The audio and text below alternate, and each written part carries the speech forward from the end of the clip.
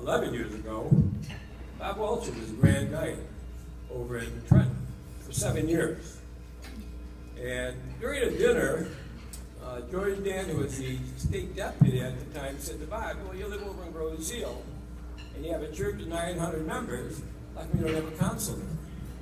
And so Bob thought about it and thought that was a good idea, so he came and talked to Father Jim and asked him, and Bob heard that Father Jim said, well, good luck with that.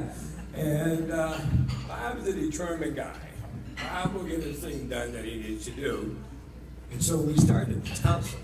And I was really impressed because when Bob called for a meeting, we were in church one day, and I had just talked to my wife. I said, I'm going to see if we can start a council somehow. I didn't know anything about the Knights.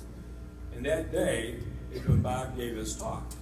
And so I went in and saw him. I gave him my name, and about 3 days later, he showed up at my house and wants to talk to me about the Knights of Columbus. And I was really impressed with that. And that's the way it's been since I've been here. But we've had a, excuse me. I found it.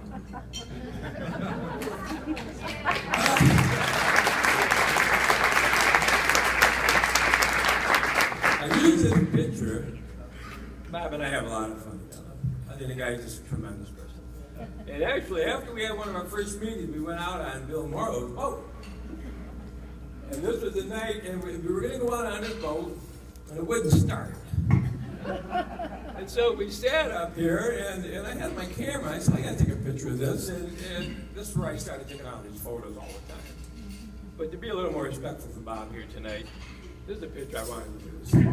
And Bob is the guy that started this whole thing up. Bob gave us a lot of work, a lot of effort, what he does. I mean, he's a human machine, a recruiting machine. And Bob is a determined guy, and he works hard, and he tries hard. And when Bob sets his mind on something, it usually pretty much happens. Pretty much happens.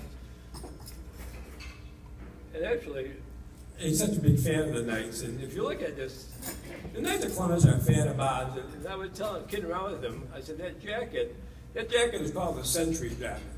The Knights loved Bob so much they gave him that jacket for his birthday, his 100th birthday.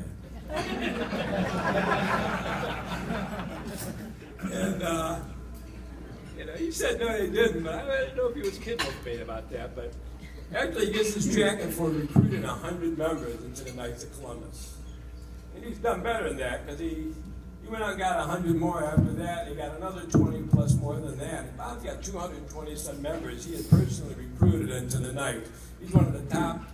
I think there's 4 people in the state that have recruited 100 people or more, and there's only 2 that are over 220, and Bob's one of them.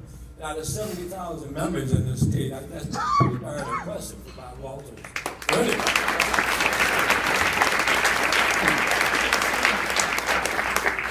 But after Bob started our council, he didn't end there. He went over to Riverview, St. Cyprian. He said, these guys need a council also. So he started a council there.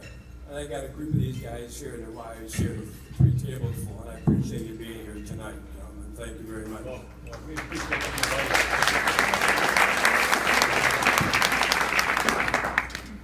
Then after that, Father Hubert was having a little problem with the council. Father Hubert and Flat Rock.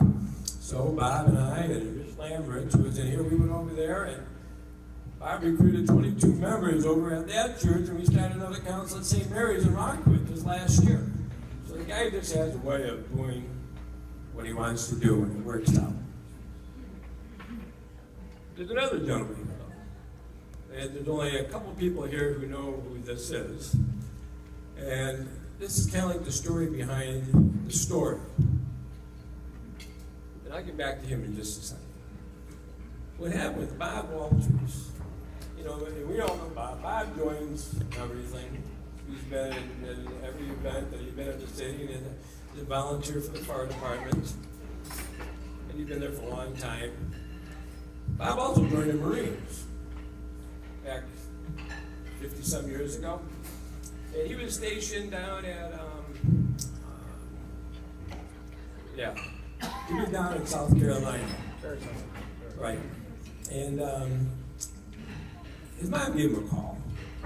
Maybe they wrote about it back then. And why don't you come on home and take me to a wedding? So I did. He drove straight. Came home and took her to this wedding, a family wedding. And they didn't have I-75 and I-77 back then, so it took him a little while. But he drove straight, got up to this wedding. And he picked his mom up and took her right to the wedding. And at the wedding, he met a young woman. And they had a great time. They danced a little bit, drank a little bit of wine, and had a nice time that night. And so Bob, being a man of character, and a serviceman, and a good Christian man, just asked her out for the next night. So they went out the next night too, and then he asked her out the next night. And they had a great time apparently, and had in there. When Bob wants something, he just keeps bugging it until it happens. 2 weeks go by, and he's asked her out every night. They spent every day together, and now he has to go back down to the base, to Paris Island. But before he leaves that day, he says to Myrna, this young lady he's been enthralled with for 2 weeks, he asked her to marry him. 2 weeks they've known each other. And Myrna just said, "Are you nuts?" Bob didn't give up. And Bob asked her a little more and kept talking to her, and she said, "Okay." She said, "Okay," after 2 weeks of dating. She saw something about Bob. But Bob, being a man of character and a serviceman, a Christian gentleman, he went over to talk to this gentleman, Myrna's dad. Earl Slade, worthy Earl Slade, was a fourth-degree knight. He was in the Knights of Columbus. And the word worthy comes from years ago, is that they didn't want to call someone sir at the volunteer organization. They felt that you were worthy enough to be picked by your fellow Catholic men to lead them in volunteer endeavors to help those in need. So that's where this word worthy is kind of almost a term in German in a way. You know, worthy. And so when we meet other people that become grand knights, we say worthy. At first it sounds goofy, but after you've done it a few times, it sounds kind of neat. You know, it's just one of the things we do.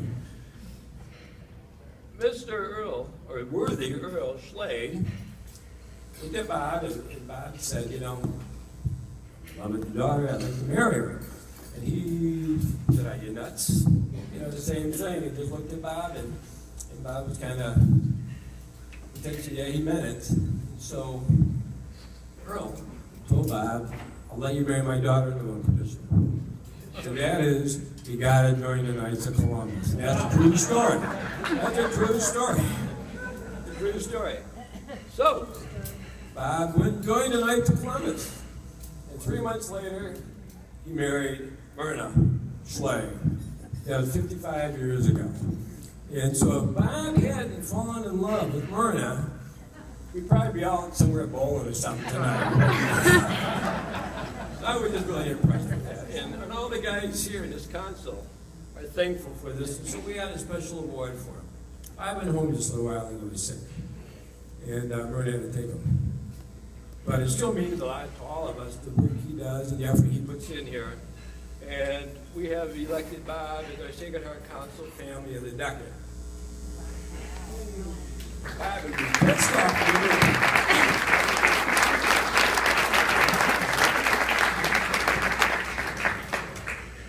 And it says here, on this little crystal, Bob and Myrna Walters, Family of the Decade, with our deepest appreciation and thanks for your dedication to Knights of Columbus, April 5th, 2014. And so,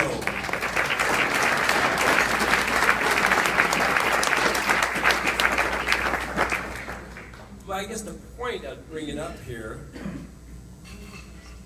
you know, it's like the drop of water into a pond. You drop a stone into a pond, and the stone's this big.